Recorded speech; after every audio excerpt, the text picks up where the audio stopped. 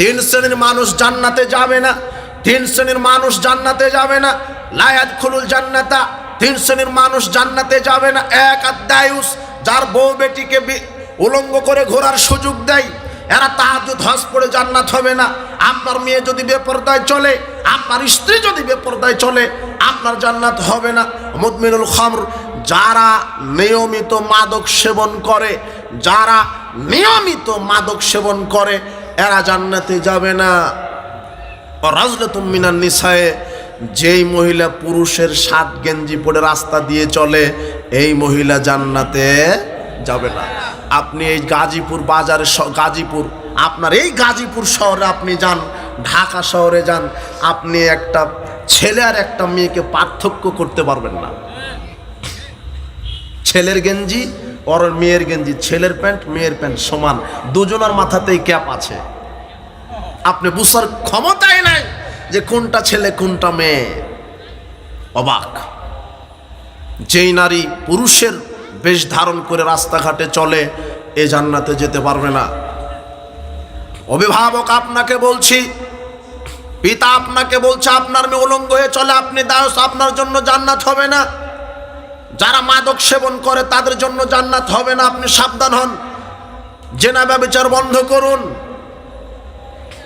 জেনা এত খারাপ, যার পরিণাম কবরের শাস্তি, যার পরিণাম জাহান্নাম। জেনা থেকে বেঁচে থাকতে হবে। নষ্টামি, এই ভণ্ডামি বন্ধ করতে হবে, যৌনতা বন্ধ করতে হবে। বলছিলাম, ওই কথাতে ফিরে যাই। আশ্চর্য দুটা পাপ, যেই পাপের উপরে রাসূল সাল্লাল্লাহু আলাইহি ওয়াসাল্লাম এত কঠিন কথা বলেছেন, অন্য কোনো পাপে এত কঠিন কথা বলেননি। তার এক হচ্ছে সুদের পাপ, আর এক হচ্ছে মদ খাওয়ার পাপ। রাসূল সাল্লাল্লাহু আলাইহি ওয়াসাল্লাম বলছেন, আকিলার রিবা ও মুকিলাহু ওয়া কাতিবা ও শাহিদা ওয়া কানহুম সাওয়া।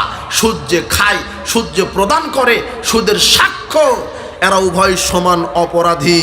সুদের মহাজন, সুদী ব্যাংকের চাকরিজীবী, সুদী ব্যাংকের ঘর ঝাড়ুদার, যারা সহযোগিতা করে, এরা সমান অপরাধী।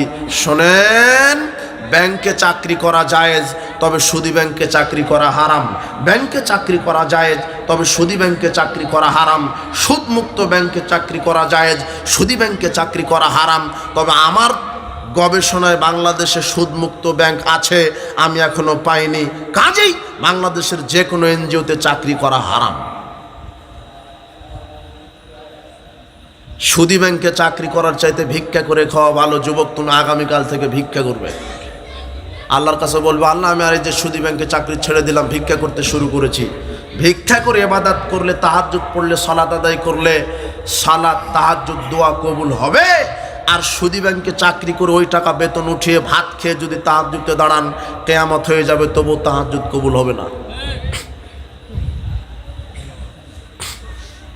প্রায় হারামখোর, প্রায়। পানের দোকান ব্যাংক থেকে লোন নিয়ে পান কিনেছে, মুদির দোকানদার ব্যাংক থেকে লোন নিয়ে মুদির দোকান চালায়। সুদ হারাম। রাসূল সাল্লাল্লাহু আলাইহি ওয়াসাল্লাম বলছেন, না রিবা ও সাবনা জুজান, সুদের পাপের 70টি স্তর আছে।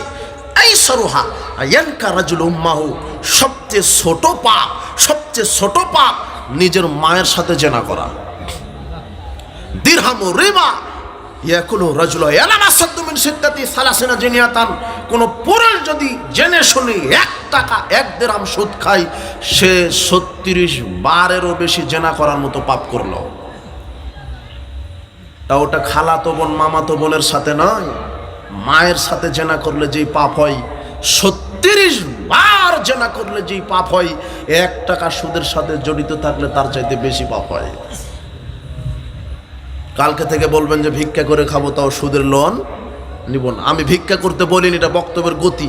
এটা একটা কঠিন বক্তব্য, কঠিন ভাষায় বলছি দাদা, আপনি বুঝতে পারেন। ভিক্ষা করবেন কেন? ব্যবসা করেন, কলা বিক্রি করেন, চকলেট বিক্রি করেন, আপনি মাছ বিক্রি করেন।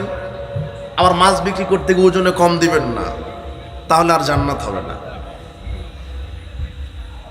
খাদ্যে ভেজাল দিবেন না, ওখানেও আল্লাহর বিধান আছে। হারাম মালের ব্যবসা করা যাবে না। ইন্নাল্লাহ ইযা হারাম আলা কওমিন আকলা শাই, রাসূল সাল্লাল্লাহু আলাইহি ওয়াসাল্লাম বলছেন, আল্লাহ যে জিনিসটা জাতির উপরে খাওয়া হারাম করে, ফাহারাম আলাইহিম সামানাহু, তার ব্যবসাকে হারাম করেন। সুদ হারাম, সুদের ব্যবসা হারাম।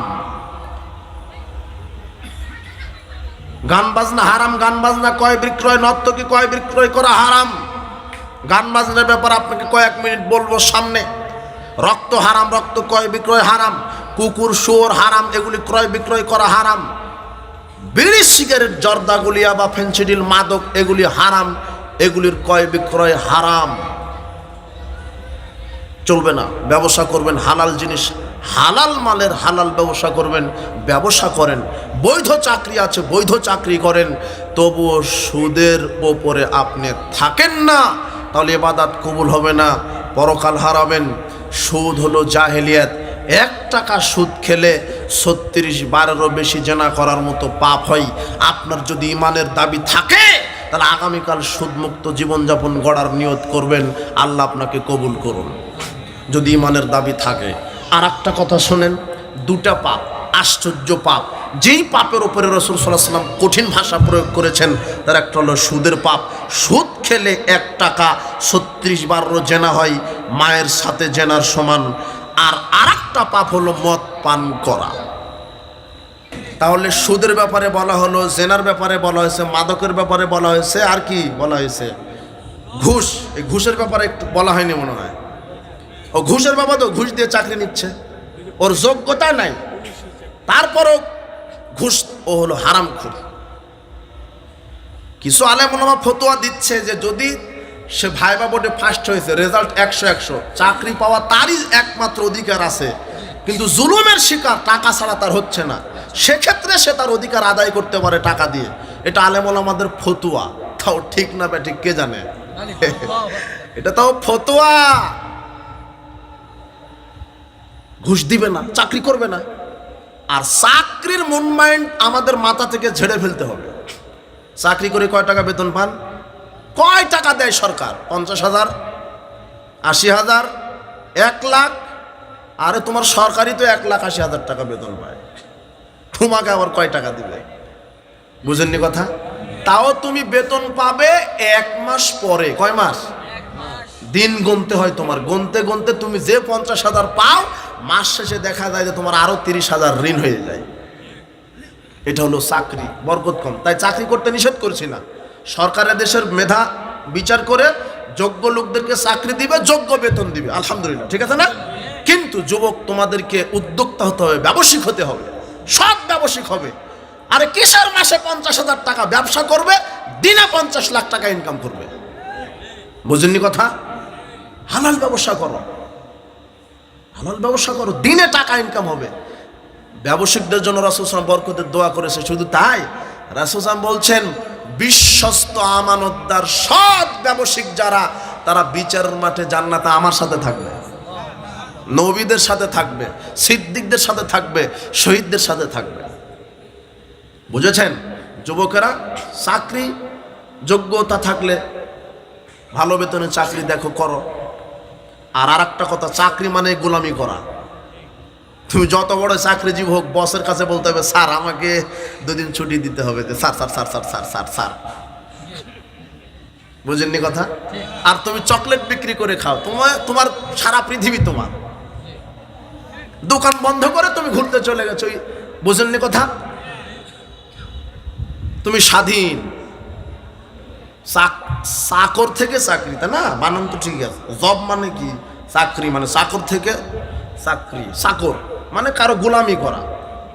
আপনি গোলামি করবেন একটা কন্ট্রাক্টে, বয়স এত, বয়সও বেঁধে দেয় না যে এত বছর মেয়াদ, এইভাবে এত থেকে এত ডিউটি, এই করা যাবে না, সেই করা যাবে না।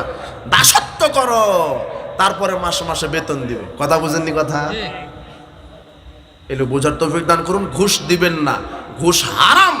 ঘুষ যে দেয়, ঘুষ যে খায়, লানা রাসূলুল্লাহ সাল্লাল্লাহু আলাইহি ওয়াসাল্লাম রাসূল মুরতাশিয়া, ঘুষ প্রদানকারী, ঘুষ গ্রহণকারী দুজনেই সমান অপরাধী। সবার উপরে রাসূল সাল্লাল্লাহু আলাইহি ওয়াসাল্লাম লানত করেছেন। কে লানত করেছেন? তাহলে সুদখোর, ঘুষখোর, এই জেনা, সুদ, ঘুষ, জেনা, মাদকতা, গান বাজনা, অশ্লীল গান বাজনা হারাম। সামাজিক জাহেলিয়াত সম্পর্কে আলোচনা করতে গিয়ে আমরা সামাজিক জাহেলিয়াত আলোচনা কিছু করলাম। গান বাজনা হারাম, গান বাজনা শ্রবণ করবেন না। যেগুলি ইসলামী সঙ্গীত, যেগুলি শুনলে ইমান আমল বৃদ্ধি পায়, সেগুলি শ্রবণ করেন। এই বাদ্যযন্ত্র, অশ্লীলতা, আমি বুঝতে পারি না মেয়ে বসে আছে, পিতা বসে আছে, স্ত্রী বসে আছে, টিভিতে ল্যাংটা গান সবাই দেখছে। মানে এ হলো গরু, এ হলো ছাগল, এ হলো কুকুর, এরা কেউ বুঝে না যে কি দেখছে।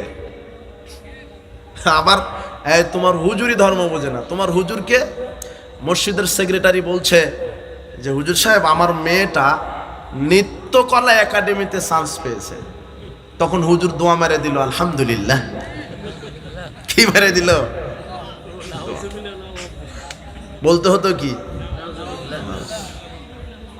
আপনার মেয়েটা কলেজে পড়ে, অনুষ্ঠান হচ্ছে নৃত্যকলা, ড্যান্সের, নাচানাচির অনুষ্ঠান, চতুর্দিকে কলেজের শিক্ষকেরা চেয়ার নিয়ে বসে আছে এইভাবে। আর ওই কলেজের যারা সুন্দরী, সবাইকে নাচতে দিবে না, যে দেখতে একটু সুন্দর, চেহারা ভালো, তাকে টেজে কি করে, উঠায়া দেয় যাতে নাচতে পারে ভালো। শিক্ষকেরা বিচারক, ওরা দেখছে কে ভালো নাচতে পারে, আর ওই শিক্ষকের পাশে আছে ওই মেয়েদের বাপ, যে আমার মেয়েটাই ফার্স্ট হোক।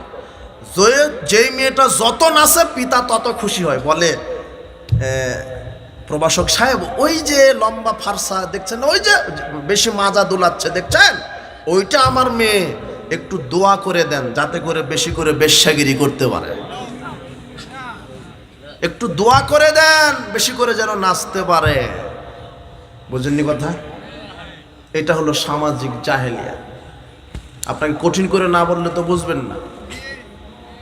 তাহলে মাদকতা হারাম, জেনা ব্যভিচার হারাম, গান বাজনা হারাম।